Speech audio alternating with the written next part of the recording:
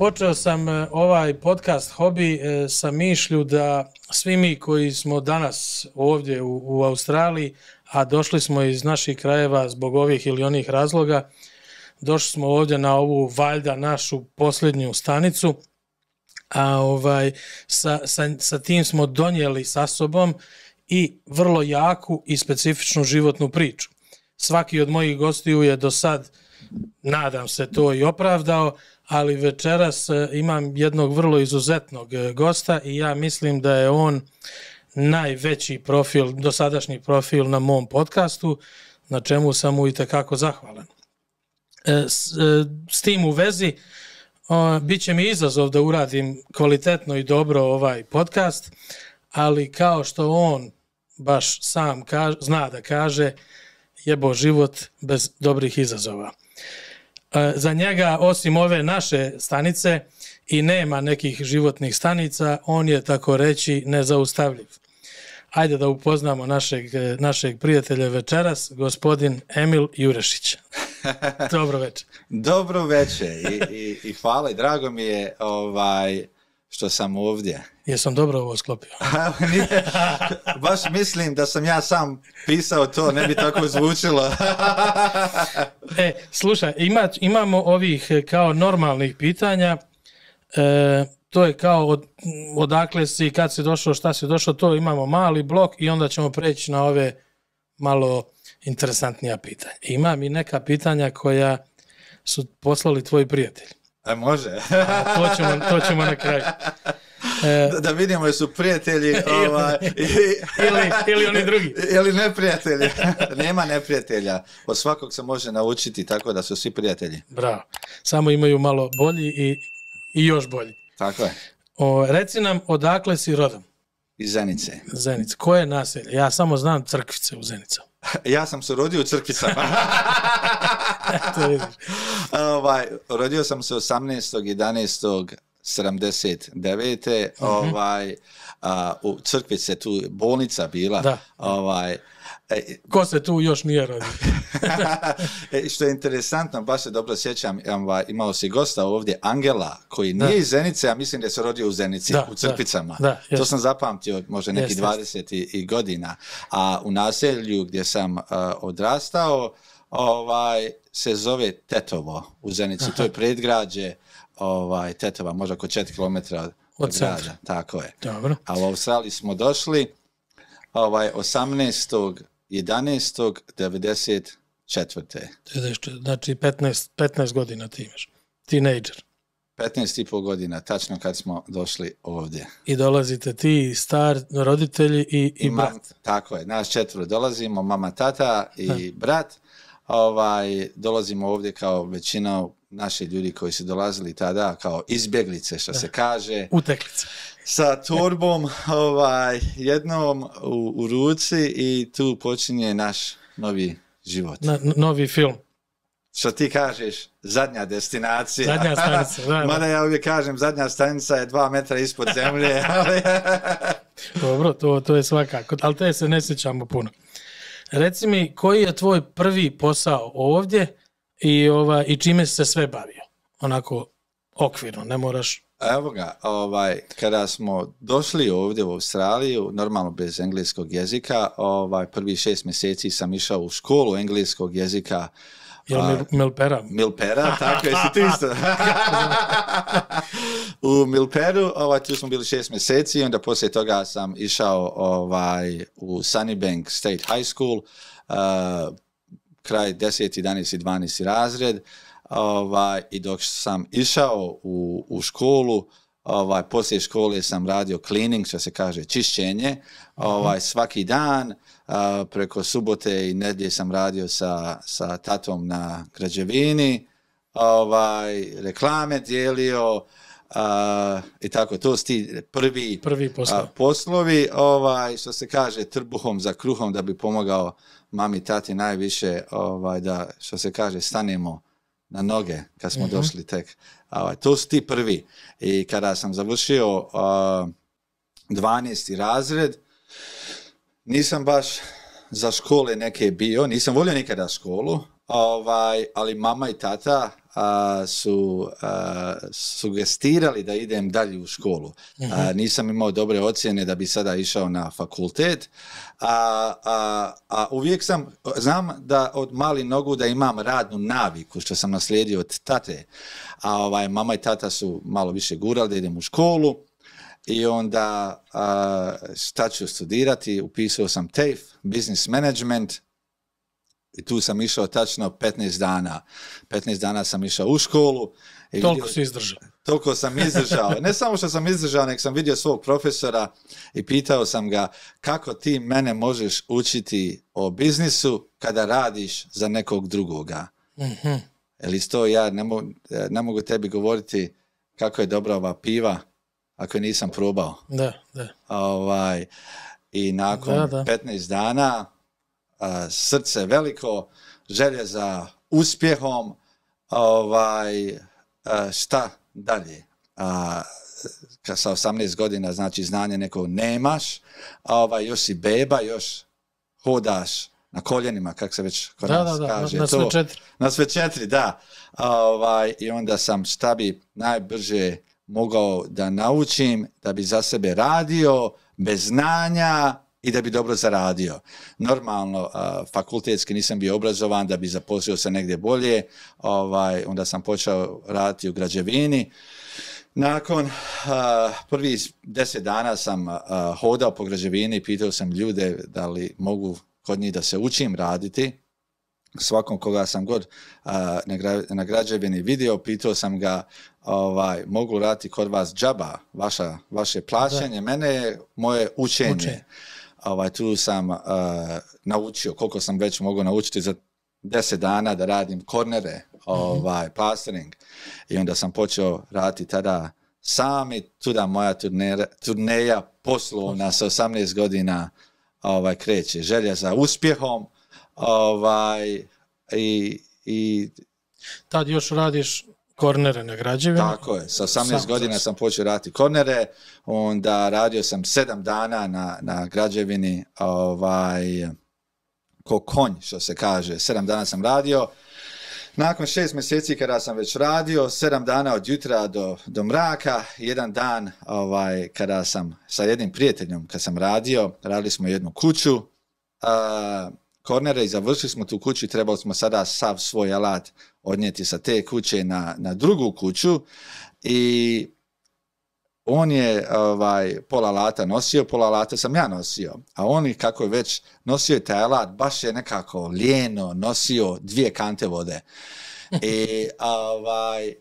I kako je nosio te 2 kante vode, ja njemu kažem, neću da ga imenujem sada, pa pusti ti, reko, ja ću uzeti 2 kante, vidim nekako i smotano nosi. Ja uzeo te 2 kante i hodam prema drugoj kući i kako se približavam toj drugoj kući, vidim ljudi koji rade krov, bacaju crijep sa krova. I ja kako sam vidio to, kontam, pa bolje da se približim što bliže kući da mi crijep ne padne na glavu. Kako sam to pomislio, crijep mi pao na glavu, 40 konaca sam imao bio u komi od jedne strane glavi do druge strane. I kada sam se probudio, kada sam izašao iz bolnice, doktori su mi rekli da ne smijem raditi 12 mjeseci. Nakon 7 dana ja sam opet se vratio na posao, ali razlog što sada ovo govorim, tada sam vidio u mladim godinama vrijednost života. I onda sam htio poslije toga da sve što je ispred mene prihvatim sa obe ruke, što se kaže. I onda sam opet počeo raditi 7 dana na sedmicu i onda sam kupio jedan plac, onda sam napravio kuću, nakon 6 mjeseci preprodao, zaradio nešto novca. Taj novac koji sam zaradio, mislio sam da sam najbogatiji čovjek u Australiji. To su te godine, da. U Australiji. I onda tako je to krenulo i onda dalje. Onda ide šta te interesuje? Stići ćemo do svega. Kad si prvi put da se vratimo na ono domovinu. Kad si prvi put otišao nazad u rodni grad? 99. To je odmah, znači 5 godina. Kako je to tad tebi izgledalo? Jesi već bio više Ozi? Ne. Što je interesantno pitanje, kada sam se vraćao prvi puta, sve mi je nekako dole lijepo bilo. I krušku koju kada sam vidio mirisala mi je lijepo. Taj osjećaj, recimo, kada sam prolazio kroz krajeve naše, baš mi je nekako lijep osjećaj bio. I baš sam se osjećao ko kod kuće, što je interesantno. Prije 2 mjeseca sam išao na godišnji dole i ulazim u naše zemlje i taj osjećaj nisam imao. Što je interesantno. Zato i pitam ovako. Ali što je interesantno, pitanje to svoje kako je tada bilo, sada prije par mjeseci kada sam išao dole, nisam taj osjećaj, mislim, lijepo mi je dole bilo, svaki grad, selo, bilo gdje da sam dole išao, ali nisam imao više taj osjećaj, ovo je dom, ovo je kuća. Da. Sada mogu reći da je Australija moj dom. Da.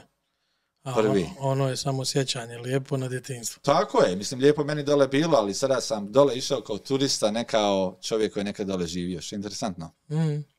Mijenja se. Samo nekima se mijenja ranije, nekima kasnije, zato i pitam kad. Šta? Da. Šta bi danas rekao onom Emilu koji je 94. sletio u Brisbane? Da imaš mogućnost tu da odeš na aerodrom, da ga vidiš klipana od 14 godina. Prvo bi ga dobro istukao.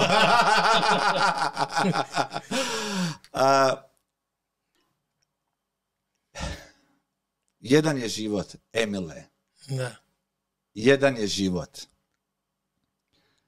Daj sve od sebe, živi ga kako tebi odgovara. I punim plućima. Baš tako diši. Nikad se ne predaj, šta god budeš radio. I nikad se ne boj. No fear. Strah zna da sputava. Strah sputava 99% ljudi da bi bilo šta radili u životu i kada napune 80 godina onda kažu što nisam. I to bi dao taj savjet tom mladom Emilu i rekao bi mu, Emile, imaš izbor u svom životu, kojim putem da kreneš, shvati kojim god putem da kreneš, cijenu ćeš morati platiti da bi došao do bilo kojeg cilja kojeg imaš. Ali kako razmišljam sada, sve što sam radio sam ko da mi je tada nekakav Emil stariji sa 43 godine, rekao, ja sam i disao sa punim plućima, nisam se bojao, tako da, kao da sam tada imao nekoga starijeg Emila, normalno, koji mi nije davao savjete u putu, da sam Bog da mi imao Emila 25 godina starijeg, ne bi napravio greške koje sam napravio normalno, ali imam osjećaj kao da sam tada već imao nekog Emila koji mu je dao jednostavne savjete da prati kroz njegov život. Možda je Emil bacio crijep. Možda je to. Možda je ta Emil. to. Dobro, idemo dalje.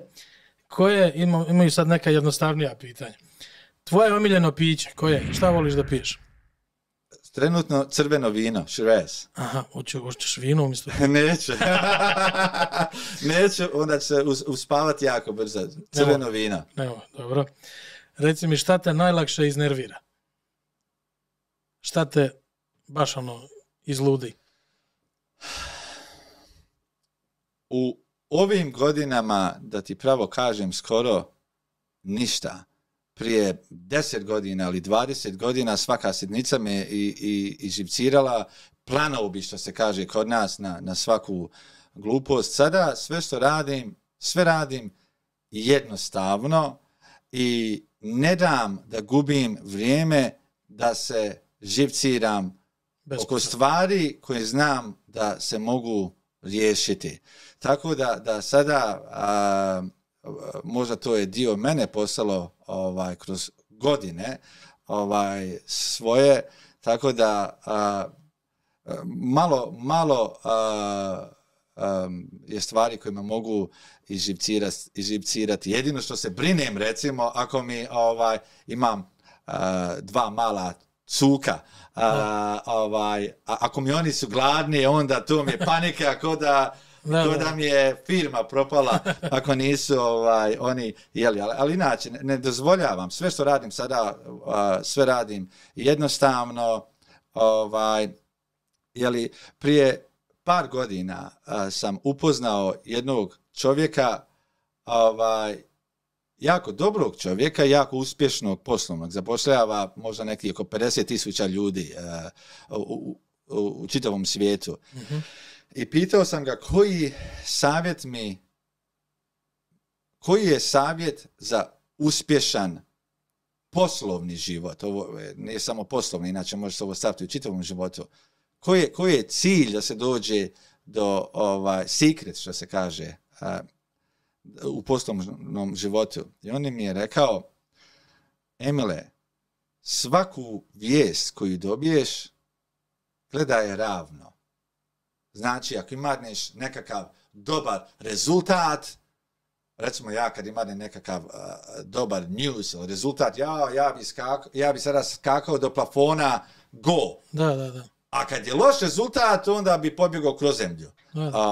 I znači, emotional, imaš massive ride, sve kaže, trebaš gledati jednostavno. Jer za sve ti ima... Engles bio, jo. Iz Sri Lanke. Naš skoro. Iz Sri Lanke. Tako da ne dozvoljavam da znači sa njim nakon tog savjeta se počelo mijenjati ili ti je nešto drugo počelo? Ma nije, što sam stariji, više vidim vrijednost svog vremena. Sutra je dan kojeg nikad nisam živio. Mm-hmm. Sutra je petak, nikad nisam taj dan živio. I u tom danu imat će se i poteškoća, i dobri i loši vijesti, ali taj dan kad mi prođe, ne mogu ga povratiti nikako. Nikako taj dan ne mogu povratiti. I onda sebi ne dozvoljavam da se sekiram, da se brinem, probleme koje imam, bilo kakve, ne dozvoljavam sebi, problem, ili ako mi neko nešto uradi, to je tu, ne mogu ja od toga pobjeći. Jer sada ja se živcirao, plakao, to je tu. Da. Znači ideš dalje. Bravo. Mnogo dobar savjet. Reci mi šta bi promijenio kod sebe? Ima li nešto? Da ima manje sjede kose. No, to je lako. To je lako, jel ne? Sprej. Gledaj. To je interesantno. Čovjek kada gleda u prošlosti svojoj, čovjek bi milijardu stvari promijenio, ili to je dio nas. Bog zna šta bi bilo onda od njega. Ali ne bi ništa promijenio, ali ne bi bio ja, Emil, danas. To. Tako da sada kažu da je najteže pogledati sebe u ogledalo. Jer mnogi ljudi kada gledaju sebe u ogledalu, vide sve osim sebe. Ja kažem, svaki odgovor u tvom životu je u ogledalu. Ako možeš, ali mnogo ljudi ne mogu to, ako možeš sebe vidjeti u ogledalu. Recimo, prije 14 godina ja sam izgubio svoj biznis, u stvari ja i supruga smo sve izgubili što smo radili jako 13-14 godina, I kada sam izgubio taj svoj biznis prije 14-15 godina, i kada sam pogledao ogledalo, sve sam vidio osim sebe u tom ogledalo. Ali, kad sam shvatio da se trebam pogledati ogledalo i da vidim u koga vidim u ogledalu, tek tada ću moći ići naprijed.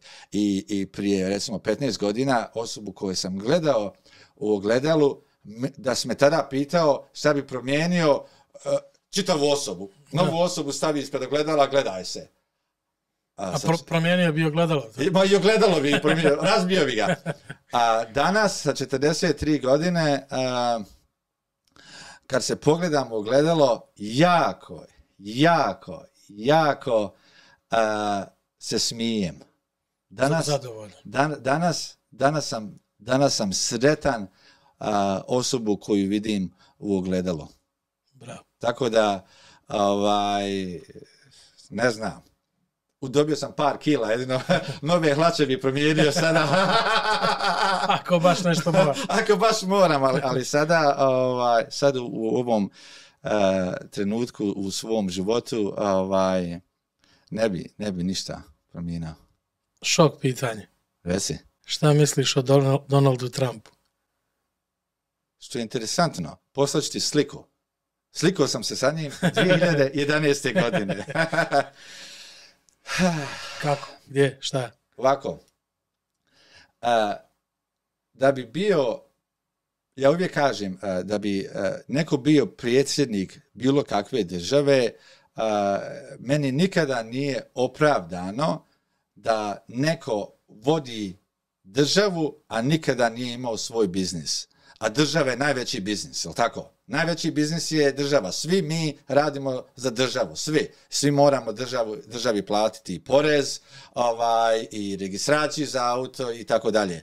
Svi mi radimo za državu. Znači, država je najveći biznis i većinom lidera svjetskih koji su predsjednici ili premijeri svi država nikad nisu zaposlili ni jednog radnika. Ne znaju šta znači dati plate svim radnicima, struju, telefon platiti, kiriju, rentu na objekat koji imaju i onda ako njima išta ostane i ići opet naprijed. Donald Trump ima te kvalitete. On je u svom poslu jako uspješan i jako imao i uspjeha i jako imao velikih padova, tako on ima dosta kvaliteta da vodi državu. Ali nema meni možda toliko kvaliteta da bude dobar primjer mladima. Je li predsjednik neke države, bilo koje države, on treba biti... A pogotovo Amerike. U Americi, da. U Americi je sve normalno, tako da je njima dobar primjerak. Taj predsjednik bi trebao biti sa čistom stranicom, ne prljavom. On je se ženio i ne znam ni ja sam koliko već puta, imao i ljubavnica, i imao je dosta stvari koje nije baš za primjer mladima, ali što volim kod njega, ima jako čvrst stav. I dobar je biznismen. I dobar biznismen. Ljude ja gledam u poslu po uspjesima. I ne može niko pobjeći od činjenice da je on ostvario veliku tvrtku. Iako je dio toga dobio od svog oca, ali opet je išao naprijed. Jesi mu dao autogram ili? Ne, on je meni. Tada sam baš bio u New Yorku 2011. godine i kada sam bio tamo, on je tada izdao jednu knjigu i slikao sam sa njim, tada dao mi je knjigu sa svojim potpisom. Bravo. Eto ga. Super. Još jedno opušteno sad pitanje. Kada bi mogao da živiš bilo gdje u svijetu, ali ne da imaš holiday house kao u Hrvatskoj što praviš, nego da živiš. Gdje bi to bilo? Da li bi ostao Brisbane ili imaš neku drugu lokaciju? Trenutno sada u Brisbaneu nema druge destinacije gdje gdje bi živio. Meni Brisbane najljepši grad. I najviše ima i potencijala, i ima dosta stvari, ali nije opet previše zauzet, kao što je recimo Sydney ili New York. Nema gužve. Tako je. I Brisbane je u meni izgradio me u osobu koju sam danas. Dao mi je prvi dani u Australiji su bili u Brisbaneu. Dao mi je mogućnost da grizem, da idem naprijed i onda sam emotivno vezan, ili kada sam u poslovni svijet ulazio recimo sa 18. godine i grizao sam, išao sam naprijed prvi 12-13 godina, jako uspješno sam i radio i sa 30 godina, recimo 29 godina, kada sam izgubio svoj prvi biznis, i opet sam u Brisbaneu ostao, nisam pobjegao da se stidim, jer ljudi gledaju tvoju vrijednost koliko si financijski uspješan. Što je žalosno, ne kao ili si ti dobar čovjek ili si loš, ili danas si pao, sutra ćeš se podići, tako te ljudi ne gledaju, nažalost. Ali Brisbane mi je dao tu snagu da ostanem ovdje, da opet idem naprijed, da guram dalje, i tako da, ali danas život koji sam sebi napravio, ja živim svugdje. U 4. mjesecu sam bio u Americi sa svojim najboljih 12 radnika, smo tamo vodili, sad sam bio u Europi, onda za mjesec i po dana opet idemo u Ameriku, tako da nemam više destinacija gdje mogu živjeti, ali Brisbane mi je daleko vezan. I sad kad sam dole bio kod nas, poželio sam svojoj kući. Da, ideš Brisbane. Pa da. Mada mi je dole lijepo bilo, ali nema drugog grada od Brisbanea. Znači i usponi i padovi. Sve mi je taj grad dao. Sve mi je taj grad dao i dao mi je da danas sebe pogledam u ogledalo i Emile, lijepo to. Je beauty. Je beauty. To mi je Brisbane dao. Eto ga. Hvala Brisbane. Ima još jedno šok pitanje. Reci. Možda i tužno pitanje. Ajde. Kako si podnio Tupakovu smrt? Ovo znam ko ti je dao ovo pitanje. Sad ću ga delete na Facebooku. Ja sam ovdje pitao sam. Baš mi je teško bilo. Volio si Tupaka puno, a? Vjeruješ li da ga danas dan slušam u autu, mada ja slušam u autu, čovjek bi rekao da imam i 15 godina i 150. Da. Tako da, eto ga. Znači Tupak ostavio neku... Pa to je tada sa 16-17 godina odrastanja, društvo koje smo imali u srednjoj školi. To je se tada slušala ta muzika i tada je u to vrijeme on bio popularan i eto ga. To je to.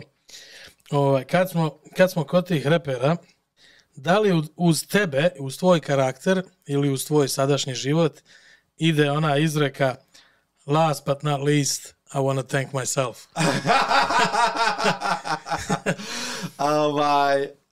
Snoopy. Snoop Dogg. Da. I čak imam na Instagramu na Instagramu imam jedan video mali koji sam stavio, baš sam to stavio. Ja uvijek ljude pitam da li ikada sjednu i malo odmaknu se i zahvale se sebi je li znaju kako su dobro nešto uradili. Tako da ja sam zahvalan za i mnogim drugima ljudima, naravno, počevši od svojih roditelja, brata, supruge, i svojih radnika, danas to imamo, ali shvaćam svoju sposobnost i svoju nesposobnost i zahvalan sam i zahvalan sam sam sebi i svoju upornošću, tako da slažem se sa tim. Ide znači uz tebe. Ma da, 100%. Dobro. Sad ima jedno malo duže pitanje, ali je mnogo dobro. Znamo da mostovi spajaju ljude. Da. Tako se kaže. Ali stabilnost samog mosta je u stvari i najbitnija. Ako most nije stabilan, džaba spajanja ljudi. Reci nam, molim te, ko je zaslužan za stabilnost brisbaneskih mostova, odnosno ko je postavljao one kamenje, ono što drži brisbanske mostove. To nam nisi rekao da si radio na početku. Sada kontam ko bi to mogao tebi reći. Znači i to si radio. I to sam radio, što je interesantno, dobio si pitanja, par pitanja si vjerovatno dobio od mojih prijatelja koji smo se družili u to vrijeme. Da. I što je interesantno, kada smo imali 16-17 godina, da recimo ako je primjerak Ogi dobio posao negdje, on je odmah 5 nas vukao za sobom, da i mi tu radimo, tako da, eto ga. Ta je. Dobro, idemo opet ozbiljno. Ja da sam pravio most, ja bih pravio najviše Gateway Bridge, tu se plaća. Tako da i danas dan dobijam novac od toga. Ovi besplatni. Ovi sam leđa na njima slomio. Dobro. U čemu je tajna tvog uspjeha? Je li u onome u čemu što ti je savjetovo ili u tvojoj upornošću, tvom karakteru ili tvom never give up? Tajna mog uspjeha je jako velika upornost. Jako veliko samopouzdanje. Mm-hmm. Čista vizija, čisti ciljeva i normalno ponašanja da se nikada ne predaje, never give up. I da shvatim stvari koje mogu promijeniti, koje ne mogu promijeniti. I moja najveća vrijednost je što znam da sve ne znam. Gdje sam sposoban jako je da zapošljavam ljude koji su jako pametniji nego ja u svojoj oblasti. Volim da oni razmišljaju umjesto mene i na kraju ja sam dobio toga, ali uporan sam ko konj, ne bojim se ići naprijed. To je jako interesantno kad se priča o strahu. I shvaćam da imam samo jedan život. I ovdje sam samo na njemu turista. Da. I neću da budemo sa 80 godina da kažem što ovo nisi, sve sam uradio. Da bi bio tu. Nisi bio na svjetskom prvenstvu. Nisam bio sve kontam. Da li prije ovoga intervjua smo razgovarali kako bi dobio kartu da idem na svjetsko prvenstvo, da li mogu da je kupim negdje ili na crno ili da je neko preprodaje. Ali ti si mi rekao da na karti svakoj ima slika i sve kontam, da li ja i ti ličimo da uzmem tu tvoju sliku, da ja idem sa njom kartu, da idem sa njom u Evropu. Ako bi počeo sad da jedeš, naredna 2 mjeseca. Možda onda te stignem. To je to. Kad si već spomenuo samopouzdanje, da. Da li postoji nešto što ti uzdrma samopouzdanje? Ne.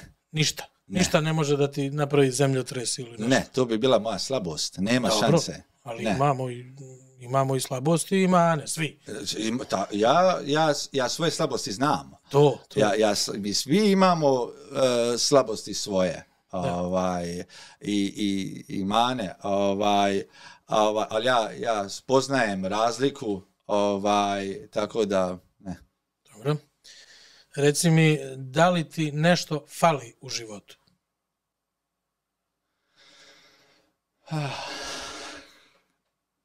Jel imaš ćevapa ovdje gdje? Ima. Jesu zamrznuti, ali brzo će. Hajde onda, Sljedeći puta se čujem ovdje kat. We'll be back soon. A znate šta? Baš sam blessed sada da mi ništa mi ne hvali. Ništa mi ne fali. Baš mi ništa ne fali. Jeli neke stvari su nemoguće. Neke stvari su nemoguće. I trebamo da spoznajemo te stvari koje su nama nedostupne, ali nemoguće i tako da sada opet vraćam se na ono ogledalo. Ne. Dobro. Da li si imao sreće u životu? Da li sreća ikako... Sreća prati hrabre. Gledaj, kako da ne? Sreća je što sam svoju suprugu upoznao. U poslu ima sreće, ali u poslu nema sreće ako već nisi napravio prvi korak i ako nisi uporan i ako ne guraš dalje, onda nemaš sreće ako ne kreneš taj prvi korak. Nisi ništa zasadio, da. Ne može ništa da ne... Ali imam osjećaj da svaku sreću koja me pratila da sam ja napravio korak da mi ta sreća dođe. Da, ti si kucao na vrat. Da. Bravo. Reci mi još jedno šok pitanje. Da li je istina da si ti najbolji poker igrač u Brisbaneu? Ne. Ne, nisam poker. U stvari, lažem. Zadnji puta sam igrao poker sam zadnji puta igrao u Vegasu prije 3 mjeseca, prije toga prije 12-13 godina. Rekli su mi neki mangupi da si igrao strašno. Strašno, to je možda na mlađim danima više bio kao hobi iz zajebancije, da sam poker ili bilo šta ozbiljno shvatio, vjerovatno bi bio jako najbolji dobar. Ne znam najbolje, ali dobar, ali šah dobro igram. Bravo. Šah dobro igram. To sam naslijedio, imam 5 stričeva i svi jako dobro igraju šaha. I kako sam bio mali, od 5-6 godina, od stričeva sam naučio i od tate isto da šah igram. Ali što je interesantno, nikad nisam tad pobjedio šahu. To je dobro. Neki stari živi i zdravi. Nek se zna ko je gazda. I treba da se zna, tako je. Pozdrav za starog. Evo, sad nam reci, pustit ću tebe malo da pričaš. Reci nam nešto o tvoja 2 projekta, o NGU Real Estate i reci nam nešto o ovom novom tvom projektu One Life, što si tek započeo. Firma koju sam vlasnik sada je NGU grupacija, NGU Never Give Up, značenje toga. Pod kišobranom NGU grupacije imamo 10 agencija za promet nekretnina, jako uspješni. Zadnjih 12 mjeseci smo prodali oko $1,500,000 dolara vrijednosti nekretnina. Sljedeći 12 mjeseci idemo da pređemo preko $2 milijarde vrijednosti nekretnina, kuća, placeva što ćemo prodati. To je jedan dio. Drugi dio, dosta radim svoj development, od luksuznih objekata, kuća. Sada isto imamo 2 zgrade koje ćemo početi praviti. I dosta radimo land subdivisions, tako to je druga grana developmenta što radimo. Onda imamo svoju media kompaniju, svoju pravnu kompaniju isto imamo trenutno i sada 2 nova projekta koje radimo su My Tiny Homes, to su kuće na... Ovo što Burazer ti... Umnik radi to, da. Kuće na točkovima, to novi projekat i drugi projekat koji smo sada počeli raditi je One Life Club. Trenutno imamo negdje zaposleni malo više od 300 ljudi koji danas rade u našoj grupaciji i to je tako. A to je to. Jedan od projekata koji isto smo sada osnovali je One Life Club. To je, meni je cilj da napravim kao Netflix za mentorship, za mentoring. Znači, čitav svoj život volio sam da dajem drugima svoje savjete, iskustva, ali nisam to javno htio da radim dok ja ne budem jako uspješan u svom poslu. Ili danas, recimo, imate 100 različitih ljudi u Brisbane ili bilo gdje koji hoće ljude da uče u nečemu, a nisu uspješni. Sada sam vidio da je vrijeme da smatram se dobrim u oblastima kojim ja radim danas. I onda sam osnovao sada taj projekat gdje svoje znanje dajem drugima i svake sedmice imam 2-3 različita gosta koja su počeli nešto od nule i napravili nešto veliko danas, tako da oni isto svoja znanja daju drugima. To mi je više kao hobi sada, ali vjerovatno će izaći u veći projekat. Kako ljudi to da, rekao si kao Netflix? Pa recimo na stranici koju imamo onelifeclub.com, tu ljudi mogu da idu da gledaju svaki dan skoro novi materijal, novog gosta ili mene kako ja ljudima dajem svoje iskustva. Recimo kako ako neko hoće da postane recimo real estate agenat, kako da može napraviti $1 milion za prvi 12 mjeseci. Ja sam to ostvario kad sam ja... Čekaj, uzem olovku. Ja sam to ostvario kad sam ja počeo raditi. 99% ljudi to nikada ne mogu. I ako im ja dajem savjet, ali nemaju u sebi vatru da idu dalje. Recimo, sada sam napravio jedan projekat i na njemu sam zaradio toliko novaca. Kako sam ja taj projekat napravio? Sada sam kupio jedan drugi blok zemlje i onda ljudima širim svoje znanje. Sada sam kupio taj plac, ovo ću da radim na njemu, ovako ću da ga prodam, ali oni me mogu da gledaju čitav taj put od početka do kraja tog projekta. Jer danas škola ne uči ljude da budu uspješni. Nema te škole na svijetu. Ne uči život. Ne uči život. I recimo nema te škole koja te uči da imaš uspješan biznis. Ne postoji ta škola. Prekinut ću te dok ne odemo puno sa škole. Vjerovatno se sjećaš Lepe Brene kod nas. Znaš koja je njena najpoznatija izreka? Koja? Škola je za nesposobne. Onaj ko je sposoban, njen škola ne treba. Ne, ja ne bježim iz škole. Jako dosta je uspješni ljudi ima koji su išli na fakultet.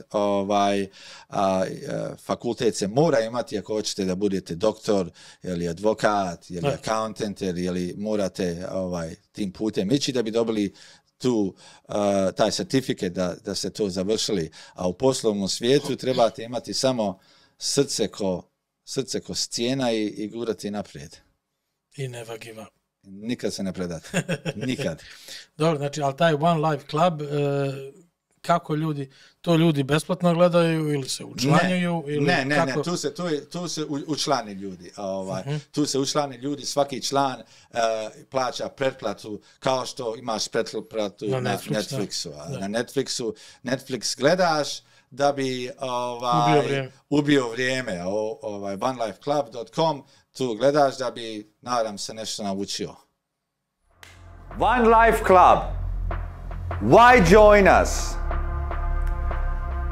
You will be mentored by absolutely best in all different industries. You're going to be mentored by myself. I have created and still run extremely successful property development, real estate company, and media company as well. You're going to be part of community where you're going to be surrounded by like-minded people like yourself. You can share your ideas and learn from them. You're gonna have over 50 different guest speakers on One Life Club all the time. People that are in property, tech, e-commerce, all different industries. This is really gonna shape you to be the best that you can be in whatever industry you are in. This mentorship is not done by people that don't have successful businesses. We all do. Come and join us and learn from the best. Boom!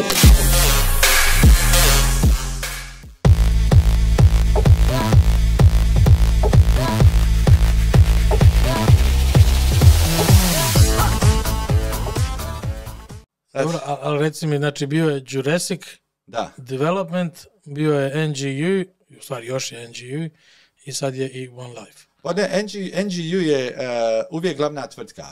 Mi imamo samo različite grane od te tvrtke. One Life Club je samo jedna mala grana kojem isto mi sada radimo, ali glavni poslovi naše grupacije su real estate agencije, koje imamo sada 10, otvaramo sada za mjesec dana još 2, i property development. To su nam ti, što se kaže, key poslovi što radimo. Dobro. Što se tiče prošlog biznisa Jurassic Park, tamo smo se i upoznali prije nekih 15 godina. Puno si mi ljepši bio tada. I manji. Ali reci mi, da završimo taj blok. Da li danas postoji ulica u Brisbaneu da se zove Jurešić, stvari Jurassic? Jel mislim da je bilo naznaka ili planova da imaš svoju ulicu? Ne znam da li ima. Ne. Ulica nema, ali jednu veću farmu što sada kupujem, gdje ću podijeliti na puno više malih ulica, i mogućnost ima da se dadne zahtjev kancelu da ulicu stave pod imenom kojim vi sugestirate. Ali mada to nemam taj ego da se mora moja ulica zvat po da se neka ulica mora zvati. Hoću da ostavim dobra djela iza sebe, neku ulicu koju će Australac gledati i kontakt kako se izgovara Jurešić ili Jurassic. Nazovi neki park. Jurassic Park, da. To bi bilo još idealno. Dobro, ići ćemo sad, skrenut ćemo malo na ova ozbiljnija pitanja. Ozbiljnija pitanja od neozbiljnog čovjeka. Sad ulazim u ulogu ozbiljnog novinara. Biću ozbiljni. To. Ljudi te najčešće okarakterišu kao kontraverznog, provokativnog, arogantnog, ali i uspješnog, upornog, inovativnog, sposobnog. Koliko si ti, čovječe, lud, a koliko si normalan? Lud, zbunjen, normalan. To. Tu su seriju trebali raditi kod mene. I sve bi bilo i lud, i zbunjen. Možda bude nastavak. I normalan. U životu, što je interesantno, ljudi koji o tebi bilo kakvo mišljenje imaju, da li kao arogantnog, ili kontroverznog, ili dobrog, ili lošeg, to su većinom ljudi koji te ne znaju. Da, vide samo površinu. Koji te ne znaju. Ako uđete na moj Instagram, na Instagramu možete vidjeti kako ja volim ribu. Jutro sam u 3 sata ustao, išao sam na pecanje, vjeruješ mi ili ne, umoran sam od pecanja. I vidim me kako vozim ili kupujem u 2 mjeseca i Ferrarija, i Bentleya, i Porschea. I mnogi to smatruju kontroverznim. Jer većinom ljudi hoće da te vide uspješnog, ali neuspješnijeg od njih. Ima i toga. Tako da,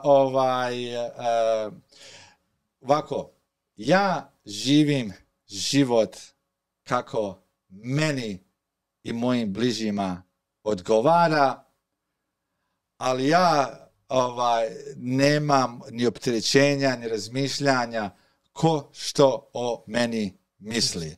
To je, u svakom poslu, ako hoćete da budete jako uspješni, imat ćete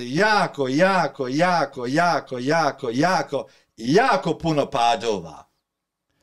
I većinom ljudi ćete cijeniti kao osobu po tvojim padovima, nego po tvojim uspjesima. I nećete nikada skoro cijeniti mnogi kao čovjeka. Moj život je imao jako veliki uspona i jako veliki padova i danas sa osmijehom sjedim i pričam s tobom ovdje. Tako da, kako me ljudi vide, to je do njih. Ja se sa tim ne opterećujem da li oni mene vide kao kontroverznog zato što na Instagramu ili na Facebooku stavim auta koja kupim. Hej, ja sam to zaradio. Vjeruj mi da mi nije ni dolar u džep ušao na poklon. Ali baš ni dolar. Znači sve što sam napravio sam zaradio, tako da kako me ljudi shvataju, to je do njih. Ljudi koji me jako znaju, oni znaju jesam ja ili dobar ili loš ili kontroverzan, ali ja koristim sve. Gledaj, ljudi me znaju. Ljudi me znaju. Da nisam ništa, nikome ne bi znao. Da. Ljudi me znaju. A sada ljudi šta misle o meni, to je do njih. Ali ja koristim svaki dio stvari koji radim. Ili ako imate ranu na tijelu, ja je dirnem malo da još više boli. Dadnem vam još dijagnozu da još razmišljate, ali znate me. Tako da i znam sve gdje koristiti za marketing stvari koje ja radim danas. Evo recimo, real estate agenciju smo otvorili prije 6,5 godina. Zadnjih 5 godina smo uvijek skoro u 10 najboljih agencija u Australiji.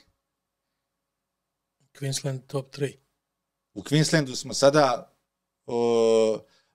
imamo sve zavisi u kojoj kategoriji, tako da stvari koje smo radili, ali ja sam znao šta raditi što se tiče marketinga i kako koristiti i sebe i kompaniju i različite stvari koje smo radili u marketingu da budu loud, da ljudi pričaju o tome. Ljudi kad pričaju o tome znaju vas. Da, i loš marketing je u stvari dobar marketing.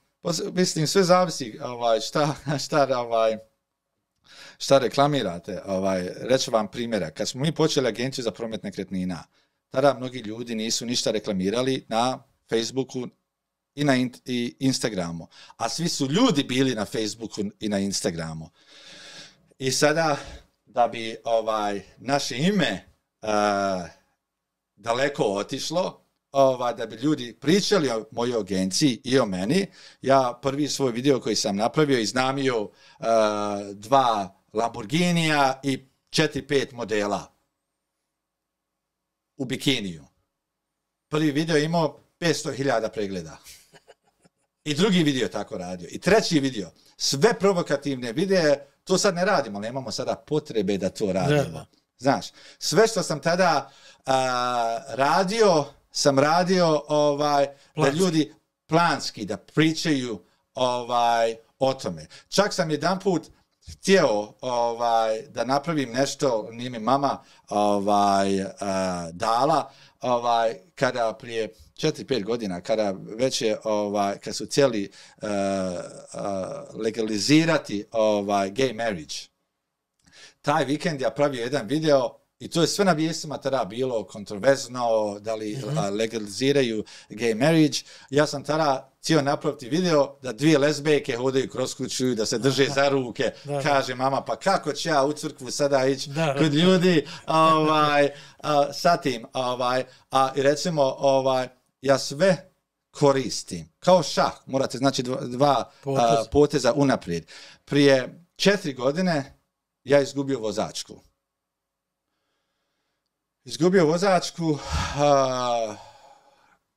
I išao na sud sada.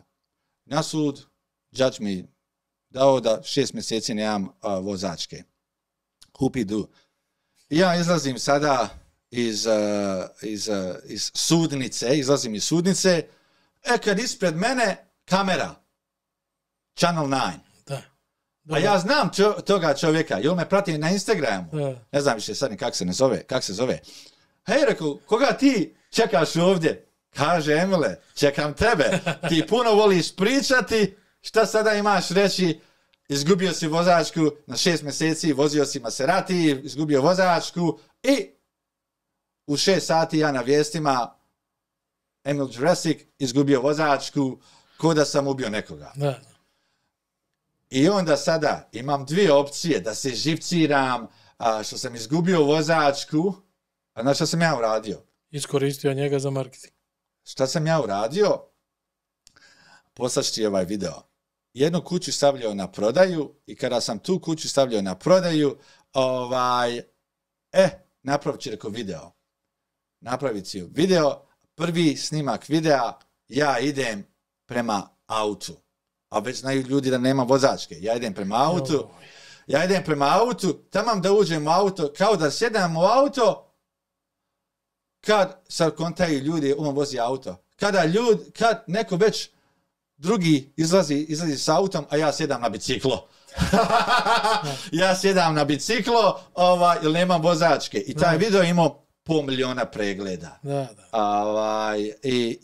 I kad sam dobio vozačku nazad nakon 6 mjeseci, napravio jedan video,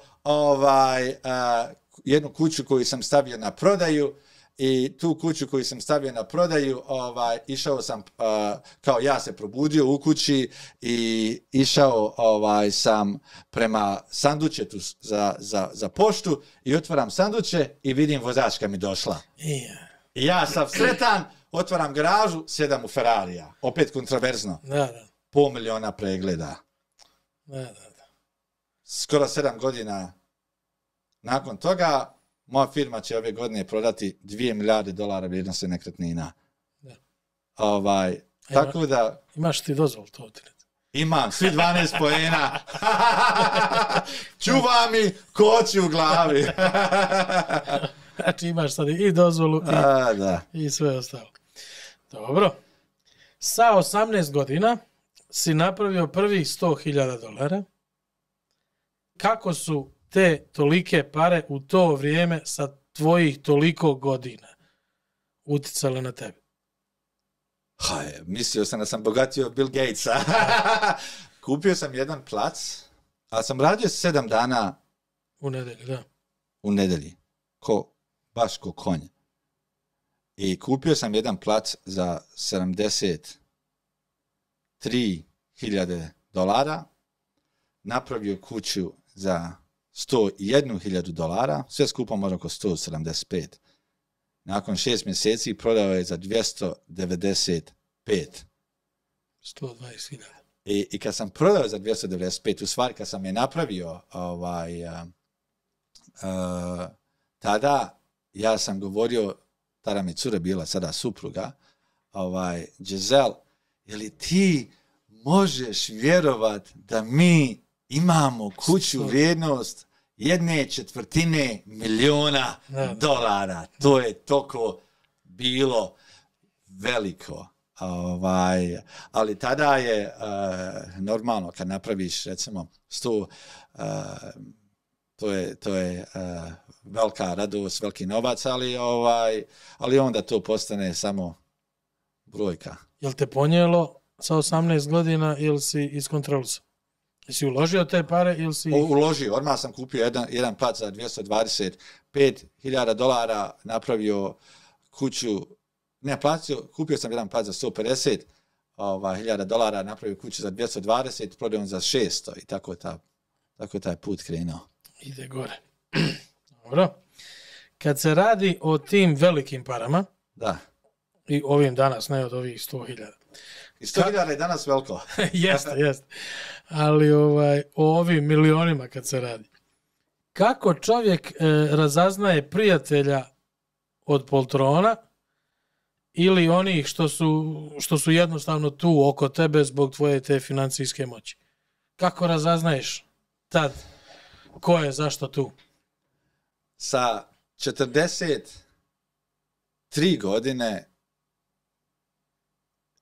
ja nisam 43 godine star. U poslovnom svijetu imam osjećaj da sam 343 godine star.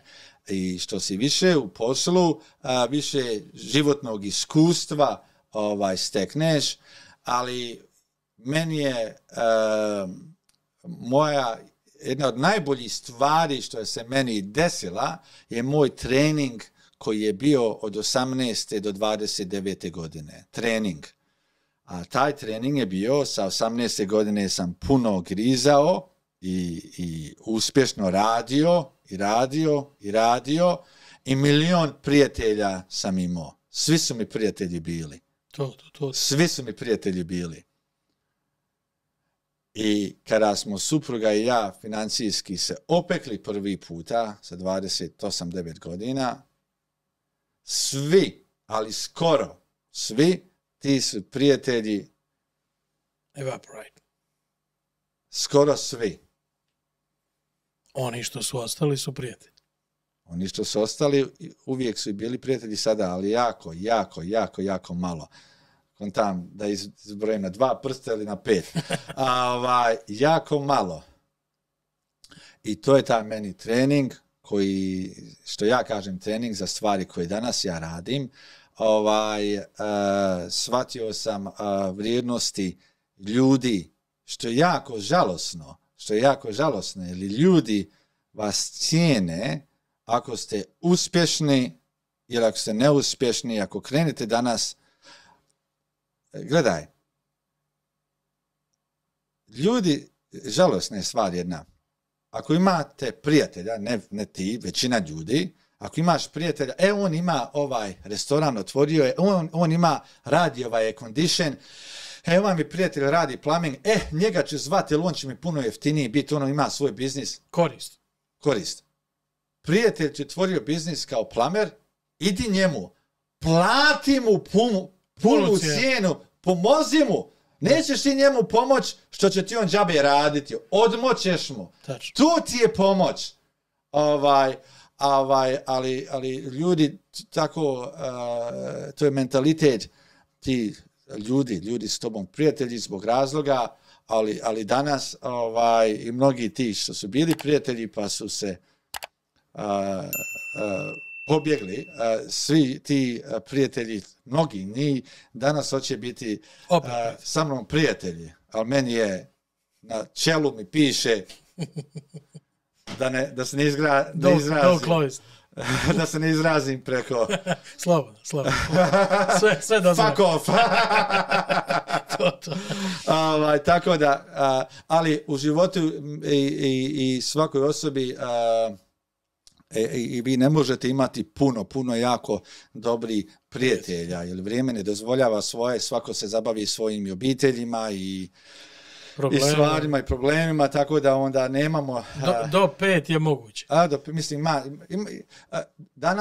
danas mogu reći da imam par dobrih prijatelja i drago mi je, ali supruga mi je najbolji prijatelj, mama i tata su mi najbolji prijatelji. Burazer. pogotovo, tako uža obitelj, tu su ti prijatelji koji su ostali. Prije nekoliko godina uporedio si biznis sa javnom kućom. Da, i ove sekunde mogu uporediti. Ček, da objasnim samo ovima što razgledaju. Znači, uporedio si biznis sa javnom kućom. Obe strane su tu samo radi svog ličnog zadovoljstva, odnosno profita. Da li i danas misliš tako i da li je uopšte moguć prijateljski odnos u poslu? Da li je moguće imati prijatelja iako sa njim obavljaš neke poslove? Moguće, ali teško. Biznis je kao javna kuća. Jeli, nažalost, prošle su ta vremena kada, amo da se rukujemo danas, ti ćeš mi praviti kuću za $100,000, hvala, živio. Ta su vremena prošla kada se ljudi rukovali na riječi. To više ne postoji. Danas u poslu svi, ne svi, skoro svi smatraju posao kao javna kuća, a ne kao žena. Ili u javnu kuću uđete, zadovoljite se, izađete. Ja uvijek ljudima kažem. I nešto platite. Nešto platite. Nećete niko primiti na ljepotu. Pogotovo mene i tebe. Nismo lijepi nikako. U javnoj kući ljudi uđu i izađu. Ja uvijek kažem ljudima u poslu, nemojte me smatrati kao kurvom koji hoćete samo jednom da iskoristite. Smatrajte me kao ženom koju hoćete da vodite ljubav čitav život. Što hoću da kažem? U poslu danas ljudi će pomisliti, ja ću danas, bolje mi od tebe zaraditi $100 danas, nego $20 naredni 50 godina. Ma daj mi danas $100, koga jebe naći sutra nekoga drugog. To je taj mentalitet. Svi hoće sve danas. Odmah hoću da vozam Ferrarija, odmah hoću, ja ljudima kažem, čekajte, svi mi trebamo da zaslužimo svoju stolicu za večernjim stolom. Mm-hmm. To je tako. Tako da to je nažalost posao. Većinom ljudi rade sve u svoju koristi, ali normalno mi trebamo biti sposobni da spoznajemo toga. I u poslu može se imati prijateljstvo, većinom se ljudima koji već imaju životno i poslovno iskustvo, tako koji nisu tempted sa ti $100 danas nego $20 svake godine u sljedeći 30 godina. Ja recimo danas poslujem jako dobro sa dvije različite firme i jako smo se dobro isprijateljili i ja i vlasnik te firme i moja supruga i on, ali u poslu smo obodvojica ozbiljni, smatramo kad radimo, nema tu tada osjećaja, znači treba i on i ja da budemo zadovoljni, ako smo prijatelji, onda smo prijatelji. Mm-hmm. To. Dobro, znači moguće, ali samo znači ako je i druga strana obezbijeđena. Pa normalno, nije javna kuća. Da li tvoj rodni grad Zenica uopšte zna da ti postojiš, koliko si jak i da li ti imaš ikakvu želju da tom gradu nešto daš? Je ti padalo nekad na pamet da nešto sagradiš?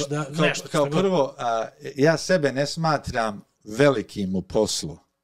To je prva stvar. Ja sam samo još uvijek onaj mladi Emil Jurešić koji hoće da bude slobodan i da živi. Ja sebe ne smatram velikim, ne volim tu riječ. Znam da sam dobar u stvarima koje radim.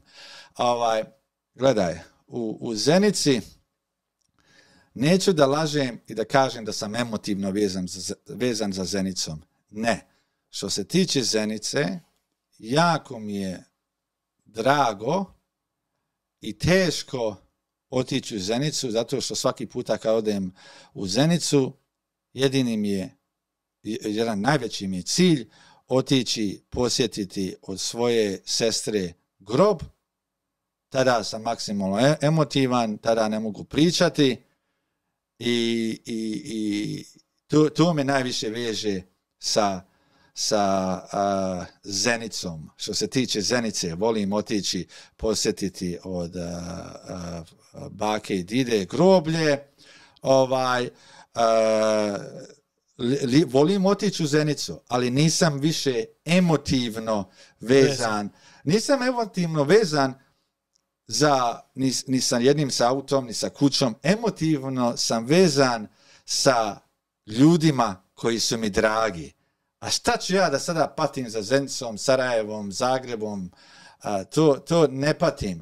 Lijepo mi je tu gdje sam, ali emotivno sam vezan za ljude. A u Zenici me najviše veže što volim svaki puta. Prvu stvar, u Zenicu ne stajem nigdje, idem direktno na groblje svoje seke. Ali da li ljudi za mene znaju u Zenici, ja o tom niti razmišljam. Imaš li prijatelja neku, išta? Pa znaš šta, većinom svi ti prijatelji s kojim sam školski su većinom koji ja ovdje. Od Amerike do Holandije do tako da svi su otišli. Mislim, lijepo meni otići na vikendicu gdje je bakina kuća i lijepo je to. Meni sve otići, ali nisam, neću da lažem ovdje da sada budem neki patriota, ne. Nisi više dio toga. Ne, to je iza mene, ali me neke sitnice na lijepe trenutke posjećaju i tako. Ali da li ljudi za mene znaju, to ne znam. Mada sam sada interesantno, kada sam bio u Zenici, neke zeničke novine su mi poslali message, htjeli su intervju sa mnom raditi, ali svoje vrijeme, sam bio 4 dana u stvari u Bosni, to 4 dana što sam bio, htio sam da ga potrošim sa svojom rodbinom, tako da nisam imao vremena, ali da sam imao više vremena, vjerovatno bi to ostao. Da li bi nešto za Zenicu napravio? Dosta radim stvari za svoju obitelj dole. Jako dosta. Jako I to dosta. je neki način da... I to je moj dio mene koji mogu doprinijeti. A sada da u Zenici ja pravim most ili neke puteve, da neko treba nekakvu pomoć kao osobe, vjerovatno bi uvijek to bi pomogao. A kao gradu nisam baš da kažem da sam emotivno vezan. Ne. Od prodavanja svijeća, da, od po pola marke na Zeničkim ulicama. Nije pola marke, mislim da su bili tada 6 maraka. Ti bi odmah jeftinije, nema prijatelju. Možda su imao neki special. Clearance, neki korište na svijetu. Znači, od tih svijeća po Zeničkim ulicama i cigara do prodavanja velikih vila od nekih 12 miliona po okeanu na obali. Šta si naučio? Gdje ima više ajkula?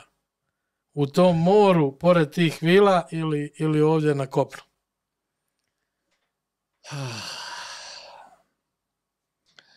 Kada sam imao 24 godine, tada sam otišao prvi puta na godišnji odmor u Hrvatsku sa suprugom svojom. I sa 24 godine sam već nešto ostvario, mada sada kada gledam što nisam ostvario je znanje. Tada, ja imam sada vučjaka sa godinu i po dana, jako velik, ali još glup. Tako sam i ja bio sa 24 godine. I sa 24 godine, kada sam došao u Hrvatsku, imao sam razgovor sa jednim stricom. Jako, meni dragim stricom. I stric me pita 3 pitanja. Kaže, Emile, jesi li ti, par pitanja, jesi li ti dobar biznismen? Ja kontam, kako, ego moj je jebo ti plafon. Da. 24 godine nešto napravio, ko da si papa. Ili Donald Trump. Ne papa, bio bi u crkvi.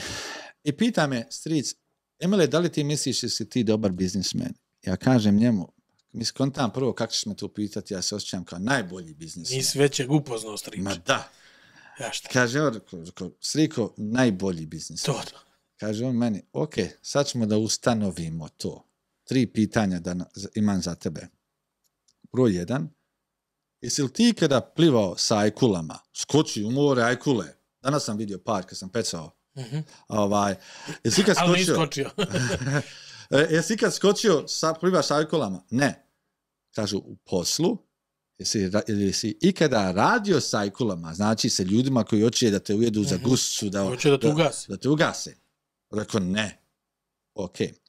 Drugo pitanje, da li si ikada stavio ruku u vatru? Znači, naloži vatru, stavi ruku, upećeš se. Da li si ikada se opekao u biznisu? Ne. Rekao, čist ranimo, kako ste se normalni. Sve znam. Ma da. Treće pitanje, da li si ikada plivao u mutnoj vodi i čekao da te balvan iza glave udari? Kontam, šta on priča? Jesi li ikada u poslu izgubio sve? Rekao, ne, nisam ja ni gubitnik, ni luza, šta ti je? Kaže on, sine, vrijeme je da počneš učiti. Nisi ti još biznis. Kako? To je 24 godine. Danas sa 43 i plivao sam sa ajkulama i bio u vatri, trnovit put i ne da me balvan, nego me kamion drva udarilo po glavi u vodi, ali to je dio posla i trebate shvatiti. U poslu ajkula imate puno okean. Puno okean. Ali to je sve do vaše sposobnosti da znate gdje da pecate. I kada da izvlačite ajkulu, ili kada ufatite ajkulu ko u ribolovu što mi se desilo. Voliš ribolov? Ne volim, ali volim ići. Nisam ribolovac, ali volim ići. I nekada kada ufatiš ajkulu, kad vidiš da se ufatio, samo osjeci silk da ne bude blizu tebe. Tako da u poslu ajkule su...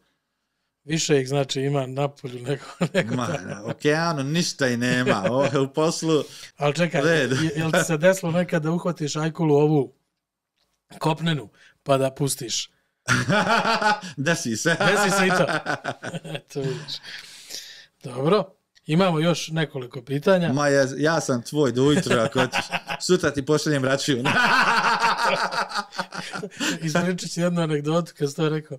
Bio ja tako klinac radio kod ovih u drugoj firmi, radio za nekoga i došao je neki njihov tata Mata iz Sidneja koji je armejac. Znači zamisli čovjeka od 150-80 kila, brkovi, oni, naglasa kao da je juče došao iz armije. To me posjeća, kod je iz Bosne došli jučer. Vrlo sličan.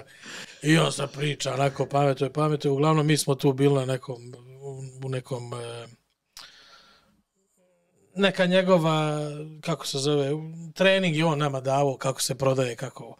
I ja moram da ga vozim nazad. I njega i gazdu vozim nazad u Durak, u Landelu, gdje god da su bili. Sad ja klinac, 21 godinu, 22, tako. Ja njih vozim Skyline, bla, bla, bla. Oni tu pričaju nešto ekonomija, nešto berza, nešto, sad te, znači ja se isključujem, ja razmišljam gdje idem večeras, koga zove. Gdje ćeš popiti? Ma da, ne veze sa njima što pričaju. Dovezem ih ja do kuće, izađem, pozdravim se prijatno i on me kaže ovako, kaže, Igi, ti si nas vozio, ovo je dalek put i ja bi sad tebe trebao da platim neki $35. Ali, sat vremena smo se mi vozili i sat vremena ti si slušao najdublje tajne ekonomije i uspjeha i ovoga.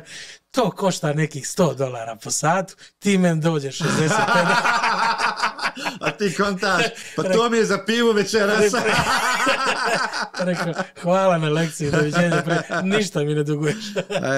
Eto ga. Tako da je to kao i ti. Sad da se nešto desi, nešto loše, da sutra Emil stane, da umre. Da umre Emil. Po koje 3 stvari će se Emil pamtiti? Ne možda biznis, ali po kojem ćete pamtiti i ljudi i tvoji radnici, onako generalno?